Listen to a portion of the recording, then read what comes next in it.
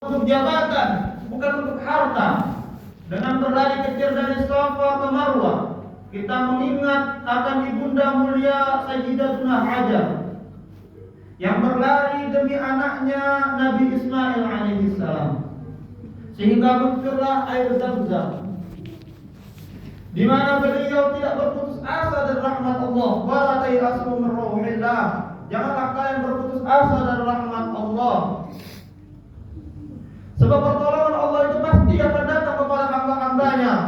Bahkan terkadang pertolongan Allah itu datang ketika seorang hamba tersebut sudah merasa tidak kuat lagi, lalu dia menyerahkan semua urusannya kepada Allah, maka Allah yang menyelesaikan semua urusannya. Wa may yatawakkal 'ala Allah fa huwa hasbuh. Barang siapa yang bertawakal kepada Allah, maka Allah yang akan cukupkan keperluannya. Innallaha balighu amri. Sesungguhnya Allah yang akan menyampaikan semua urusannya, melaksanakan semua urusannya. Qad ja'alallahu li kulli syai'in qadra. Sungguh Allah lah yang menjadikan takdir itu atas segala sesuatu. Ma'asyiral muslimin wa zumratal mu'minin rahimakumullah.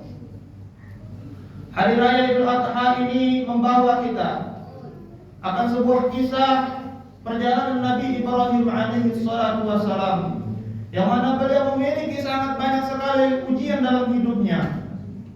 Salah satu ujian besar yang beliau hadapi adalah beliau bertahun-tahun berdoa kepada Allah Subhanahu wa taala ingin mempunyai seorang anak. Baru ketika beliau tua, Allah Subhanahu wa taala mengabulkan doanya, menganugerahkan kepadanya seorang putra yang diberi nama Nabi Ismail alaihissalam. Betapa besar rasa cinta seorang ayah kepada anak yang telah lama dinanti-nantikan, yang telah lama dibangga-banggakan untuk menjadi penerusnya. Tapi Allah memuji beliau. Allah memerintahkan agar Nabi Ismail alaihissalam disembelih. Maka Al-Quran mengabadikan dialog antara ayah yang soleh dan anak yang soleh ini di dalam Al-Quran. Ya bunayya inni ara fil manami anni azbahuka fanzur madza tara. Wahai anakku, wahai kesayanganku, sesungguhnya aku telah melihat dalam mimpiku bahwasanya aku menyembelihmu. Maka pikirkanlah bagaimana menurut pendapatmu. Inilah jawaban anak yang soleh, yang taat kepada Allah, karena dia tahu bahwasanya orang tuanya ini taat kepada Allah dan sedang menjalankan perintah Allah. Qala ya abati if'al ma tu'mar satajiduni insyaallahu minas sabirin. Wahai bapakku, wahai ayahanda, kerjakan apa yang telah diperintahkan kepadamu. Insya Allah engkau akan mendapatiku termasuk orang-orang yang sabar. Subhanallah. Inilah pendidikan tauhid yang ada di dalam sebuah keluarga. Seorang ayah yang taat kepada Allah, anak yang berbakti kepada orang tuanya, taat kepada orang tuanya, karena dia tahu orang tuanya sedang menjalankan perintah Allah.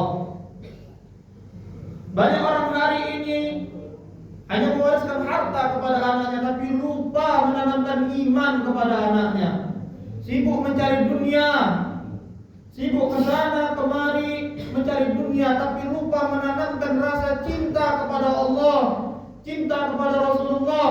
Padahal sebesar apapun warisan rumah itu semua tidak akan bisa menyelamatkan jika kita semua jauh dari Allah Subhanahu wa taala. Cinta seorang mukmin itu bukan kepada dunia, bukan kepada harta, bukan kepada jabatan. Cinta seorang mukmin itu hanya kepada Allah Subhanahu wa taala. Allahu akbar. Allahu akbar. Allahu akbar walillahil hamd.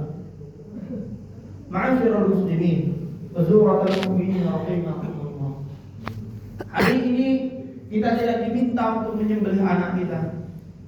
Kita diminta untuk menyembelih hawa nafsu kita. menyembelih kesombongan kita, menyembelih kebencian kita, kebakhilan, sifat pelit yang ada dalam diri kita, menyembelih sifat iri, sifat merasa paling benar sendiri. Kita menyembelih itu semua. Kita tidak diminta untuk menyembelih anak kita. Ma'asyiral muslimin wa zumratal mu'minin rahimakumullah.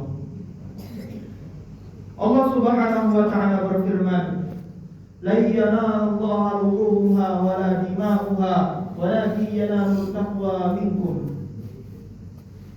Daging-daging unta dan darahnya itu sekali-kali tidak akan sampai kepada Allah Subhanahu wa ta'ala. Tetapi yang akan sampai kepada Allah Subhanahu wa ta'ala adalah ketakwaan kalian. Hal ini memiliki makna yang mendalam hadirin, karena Allah Subhanahu wa ta'ala tidak hanya melihat dari besar kecilnya kurban kita, melainkan dari keikhlasan hati dan ketakwaan kita. Rasulullah sallallahu alaihi wasallam bersabda, "Ma amila ibnu Adam amalan yawman nahri ahabba ila Allah min ihraqid dam." Tidak ada amal pada hari raya kurban yang lebih dicintai oleh Allah Subhanahu wa taala daripada mengalirkan darah hewan kurban.